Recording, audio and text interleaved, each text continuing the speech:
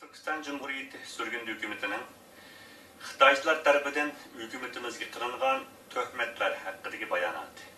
2011 yılı 4. ayının 20. günü. Amerika Koşmuş Ştatları, Washington. Bismillahirrahmanirrahim. Selamun Aleyküm ve Rahmetullahi ve Berekatuhu. Aziz vatandaşlarım. Bundan burun ilan kılıngan bayanatlarımızda ızhar kılınğınadek yurtumuzun davasını burmulap, tuyuq yolga başlap, halkımızın amanetiga xiyanat kılmakta bolgan atalmış Uygurlarının manevi anısı Rabia Kadir başlığıdaki tətirdən baxsılar, biz kılmağandan keyin yoki kılalmağandan keyin bizmi özümüz bilgenini qilaverayli. Başqalarmı özlerinin nazarida vatan davasida hisoblagan mustaqillikdan iborat tuproq davasini qilaversin yoki yurtimizning ozodlik yo'lida qilayotgan har xil shakldagi harakatlarni qilaversin demasdan o'zlari bilan o'xshash fikr va o'xshash maqsadda bo'lmagan har qanday shaxsiy yoki tashkilot yoki organlarga zaharxandlik bilan hujum qilib kelmoqda. Bular özlerinin dini itiqad meydanida mustahkam turgan holda yurt ichi yoki yurt teshida Xitoy hukmronligiga qarshi qurolliq mujodala qilayotgan har qanday shaxsiy yoki tashkilotlarga Xitoy va Xitoychilarga o'xshashlar oshirib etkichilar yoki bular Xitoyning qo'li bilan maqsadlik holda sun'iy qo'zg'atilgan yoki barpo qilingan tashkilotlar bo'lib, bulardan xalqimizga xayrlik kelmaydi. Hatto bular Uyg'ur yoki Sharq Turkistonlik bo'lmagan tashqi kuchlardir. Va shuning uchun biz ularni e'tirof qilmaymiz deganga o'xshash boshqalarga yaxshichaq bo'lishni ko'zlagan holda qilmoqda bo'lgan ta'tir tashviqotlarini yana bir baldaq yuqori ko'targan holda hamdilikda surgundagi Sharqi Turkiston hukumatimizga zaharxandlik bilan hujum qilishni boshladi.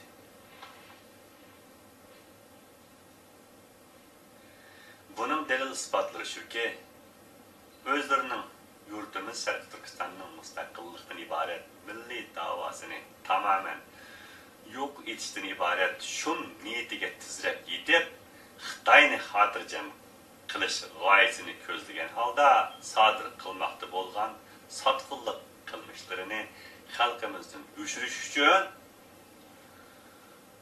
qo'rqin o'g'ri mush ko'tarar degandek yurtimizning milliy mustaqillik davosini yurt ichi va teshidagi simbol bo'lgan Sharqi Turkiston surgundagi hukumatiga butunlay sharm hayoni tashlab xalqaro sahnalarda oshkora sharmandalarcha hujum qilishni boshladi.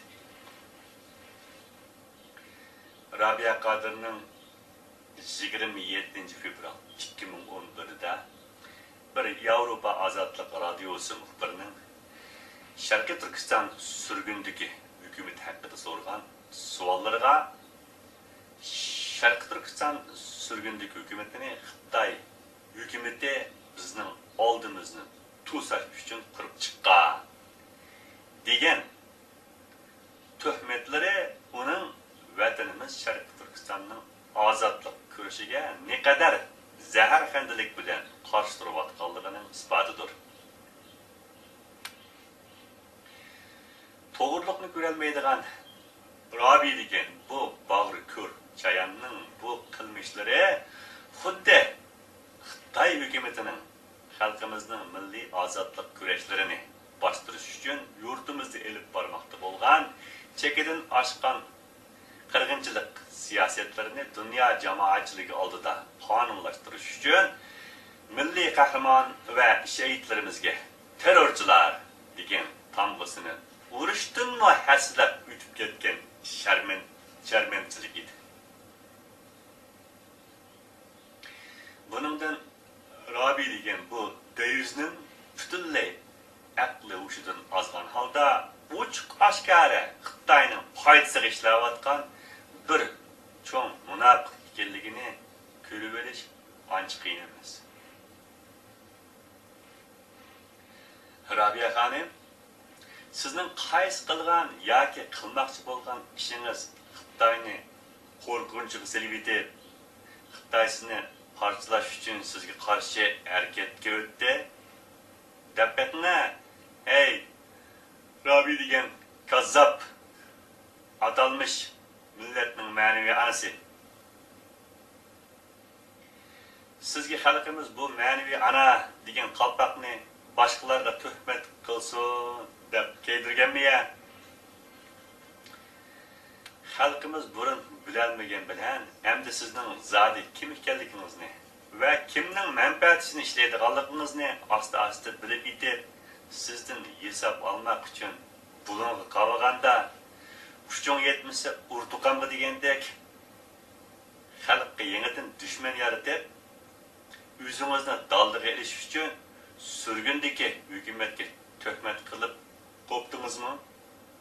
Ey, yuzi qalin iflos atalmış ma'naviy ana. Asli Xitoy sizning ishlaringizni buzish uchun bizni emas, bizning ishlarimizni buzish uchun sizni tarbiyalab chiqib bizga salgan. Birdamdala unutib qoldingizmi? Xitoy xo'jayinlaringizga nima deb va'da berib chiqqanligingizni? Ey, vijdonsiz, mal'un imonsiz, maslak nishonsiz, sana ming la'nat. Bizdigo hech bo'lmaganda simbolik bo'lsinmi? Bir Xitoy hukmronligiga qarshi qurilgan surgundagi hukumat bor. Va siz degandek u bir qanchaga bo'linib o'rinlar topolmagan bo'lsa, u sizlarning hukumatimizga qo'shgan tuhfamizdir. Endi biz sizdan so'rayman. Sizda Xitoyni endishiga solg'idek zadin nima bor? Sizning qilgan va qilmoqchi bo'lganlaringizning hammani Xitoy o'zlari 60 yildan beri qilib kelayotgan ishlar ekanligini hamma kishi biladi. Va'dan xiloflik qilib qolmay deb o'r dunyoda yashab turibmi yana? Vatanimizning haqiqiy da'vosi bo'lgan mustaqillik to'g'risida dunyo jamoatchiligiga hozirgacha hech narsa deganimiz yo'q. Gerçi öz nadan xalqingizni xuddi vatanni ertira ozod qilaydigandek oyajonga silib oldab kelganimiz bilan. Hatta muxbirlarning zodi sizning xalqingiz nima istaydi? Mustaqillik istamdi deb og'zingizga selib qo'ygan savollardan uduqib, zuvoningiz tutilgan holda udul javob bergini unamay, gapni optimumchilik yo'g'ritib, tasqarasiz husib etkili. Xitoy mana sizni shundoq qilsin deb ataytin turmalarga tashlab, yana bizlarni ishilmay qolmasin deb eng oxirida xizmatga chiqarsa va siz xo'jayiningizning deginni hasilab urinlayotgan yerda sizga yana nima deb Xitoylar qarshi chiqmoqchi edi? Ey! Makkar osuqda xoin shum xislat atalmış milletning ma'naviy anasi. Agar sizning vujudingizda unchalik bir jasorat bo'lgan bo'lsa, bu holda sizni Xitoy kichigingizdan tortib, beshiq elib, akilib, cho'ng qilib, xalq qurultiyi vakili darsiga qadar o'stirmagan bo'lar edi. Bo'libmi, agar siz o'zingizni haqiqatan vatanning ozodlik yo'lida Xitoyga qarshi kurash qiladigan Uyg'ur millatining anasi yoki siyosiy rahbari deb tanigan bo'lsangiz va shu sababdan qorlanib turmuqqa tashlangan bo'lsangiz, butun dunyoga ayon bo'lgan Xitoy oldida o'z xalqingizning islomiy e'tiqodini ve gururunu aygastı kılgan halda kulunuzunu kütürüp turup kasem bilen bergen hereke Xitaydan мәңгі ayrılmaslık vədinizni bermegen bular ediniz. Biz sizden bunda vətən satqınlıq kılmışlarınızga boptu. Ayal kişi bolğaçqa Xitayning besimiga chidamay ma'qul deb qilgan bo'lishi mumkin. Endi turmadan ozod qilinib, o'rt dunyoga chiqqandan keyin Xitoyga bergan va'dasining tam aksini qilsa yoki hech bo'lmaganda hech qilmay jim turib olsa, Xitoylar uning orqali yetmoqchi bo'lgan maqsadiga yetolmaydi bu deb Xitoyni xo'sh qilmaslik uchun bu vatan satqınlıqdan ibaret büyük hatalarınızı yüzünüzge salmagan edik. Lekin siz bizni bugün günde etinizin eşip bu Xitayning faydasıga ve mazlum xalqimizning ziyniga bilib bilmay qilgan xatolarınızı bir-birlab oldingizga qo'yishga majbur qilyapsiz. Boptu. Xitaylar şundaq deb va'da berib, aldab qo'yib, o'rt dunyoga salomat chiqib oldingiz deyni. O'rt dunyoga chiqqandan keyin nima uchun Xitoyga bergan va'dingizni hozirgacha yenib olmaysiz? Ey atalmış yurt ichidagi va teshidagi 35 milyon Sharq Turkiston xalqining siyosiy rahbari atalmış Manevi ana. Sizge zade kim öğretti bu ustalıkını? Bir depek ne? Hey Allah'tan korkmaydıgan, imansız adalmış Manevi ana.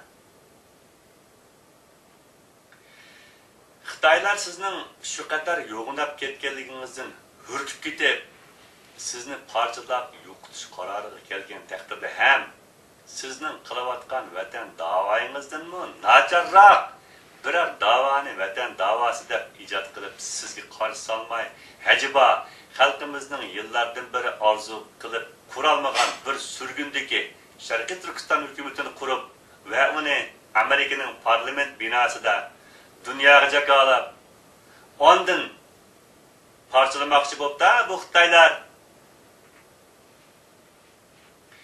Xo'jayinlarınız her qancha surgundagi Sharq Turkiston hukumatini yo'qot deb buyruq qilgan taqdirda ham shundaqmi ashaddiy tuhmatlar bilan hujum qilamsiz?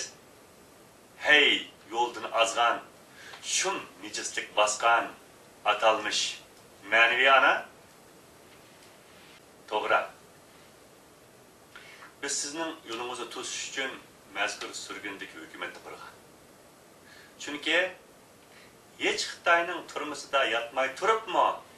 Allaqachon Xitayning bukini yeb ketgan hozir sizning aparman va chaparmanlaringiz tarafidan 2004-yilning boshlarida o'rtaga chiqib, avjiga erishishga boshlagan vatanning mustaqilligini tilga olmaslikdan iborat vatan satqinlik harakatlariga xotim berib, vatanning mustaqillikdan iborat ozodlik davosini öz xalqimiz oldida shundaqla dunyo jamoatchiligi oldida aniq namoyon qilmoq uchun mazkur surgundagi hukumatimizni qurib chiqqan.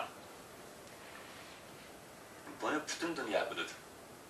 Ishonmasangiz, hukumatimizning 70 moddasidan tashkil topgan asos qonunni o'qing. Bu qonunni yozishga ishtirok qilgan atalmış dunyoga onasining Kuzgudun siyasi kallı bilen düşken Kadinaz yo'ldoshingiz Sidiq Hojining qo'lida buning birer nusxasi tepildi. Agar yo'ldoshimizning bunda qilganligiga ishonmasangiz, yana uning 11 farzandingizning biri bo'lgan qizingiz Xanzora bilan birga hukumatimizning qurilishi va uning e'lon qilinishiga ishtirok qilganligi haqidagi 2004-yil 9. ayının 14. günü Amerika amallıqni saqlash saqchilarining hukumatimizni himoya qilganligini namoyon qilgan asosda bizlarni o'ttiriga elib tushgan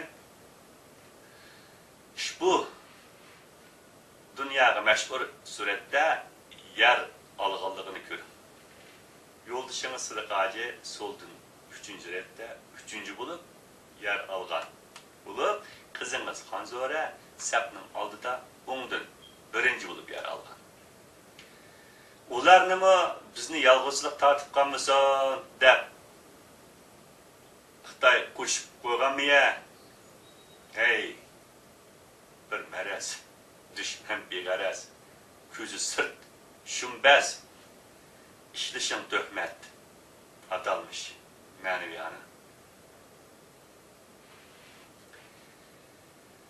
Agar haqiqatan sizlar da'vatgandek Xitoylar bizga surgundagi bir Sharqiy Turkiston hukumatini qurib berib, oy yulduzliq ko'k bayroq ostida yurtinglarning mustaqillik davosini qilinglar deydigan yerga yetgan bo'lsa, biz Xitoyga qarshi nima deb da'vo qilmoqchi? Dapaqa hey yo'ldan azgan, qor yuz bo'lgan, resva bulg'angan, aqarmas mehnat atalmış ma'naviyani bizning odatdagi insoniy haqlarimizni dafsanda qilmasa, o'zlarining Xitoylari bilan o'xshash muomala qilsa, ular bilan birga yashayveramiz deb sizga o'xshash jo'lisak yoki bu maqsad va shuarlar ostida siz bundan keyin qurib chiqmoqchi bo'layotgan hukumatdan birarni qurib chiqqan bo'lsak, andin u Xitoyning qo'li bilan qurilmagan haqiqiy hukumat bo'lgan bo'ladimi? Ey aqlidan azgan, natu saram atalmış ma'naviyani hech tapmasdan sizlarning ruxsatinglarni olmay vatan ozodlik uchun qurolliq yoki tinchlik yo'llar bilan qilinayotgan ko'z ko'rinarli milliy inqiloblarning hammasining keynida Xitoy bor deb ta'tir tashviqot tarqatyapsizlar. Bizning millatimiz bir avtonomchilik yoki xitoychilik davosidan boshqani qilolmaydigan yoki qilmaydigan shu qadar yaramas, qo'rqanchoq, imonsiz, o'lik millatmi? Sizlarning bu qilmishinglar har qanday bir Sharqiy Turkistonlik uchun emas, hatto o'zinglar uchun bir haqoratdir. Qisqasi, butun vujudi necis Xitoyning qo'li bilan qayta yo'g'rilib chiqqan bu atalmış ma'naviy ananing hukumatimizga namussizlarcha qilgan bu haqoratlik tuhmatlaridan bu chech o'zini aqli qisqa iblisning abdi beshirisi yana bir qatim oshkorlangan bo'ldi. Buning qilmishlarining haqiqiy da'voga ne kadar ziyonli ekanligini bilib turib, buning yo'lini to'smasdan yo'l qo'yishning o'zi la ilaha illallahning inkori bo'lib, Allohning nazarida kechirgisiz büyük cinayettir. Bu sebepten vatan azatlığa erişip resmi Sharqiy Turkiston sud mahkamaları kurulğana kadar Rabidek Allah'nı inkar kılıp onunla töhmet çaplaştın yanmaydıgan qarniye Xitoy g'alchillar tarafidan uzluksiz holda elib berilmoqda bo'lgan ta'tir tashviqotlar natijasida qoralanmoqda bo'lgan surgundagi hukumatimizning yuzini oqlash va uning shon sharifini jon tikib qo'g'dashni maqsad qilgan holda qo'limizdagi Rabiya va uning himoyachilari haqida to'plangan faktlar orqali bularning abdi beshirisini butun dunyo jamoatchiligi oldida butunlay echib tashlab demokratiya bayrog'i ostida o'z tuzish orqali 35 milyon Sharqiy Turkiston xalqining istiqlol va mustaqillikdan iborat amonatiga xiyonat qilmoqda bo'lgan bu vatan sotqini iblisni destekçileri bilan qo'shib xalqaroliq mahkamaga berish hukumatimiz tarafidan qaror qilindi. Bütün Sharq Turkiston xalqining hukumatimizning bu qaroridan vaqt bo'lib kelishini so'raymiz. Büyük ehtirom bilan Anvar Yusuf Turani, Sharq Turkiston Cumhuriyeti Sürgünlük Hükümeti Baş Ministeri. 2011 yılı 4. ayının 20. günü Washington, Amerika Birleşmiş Devletleri. Selamun Aleyküm ve Rahmetullahi ve Berekatuhu.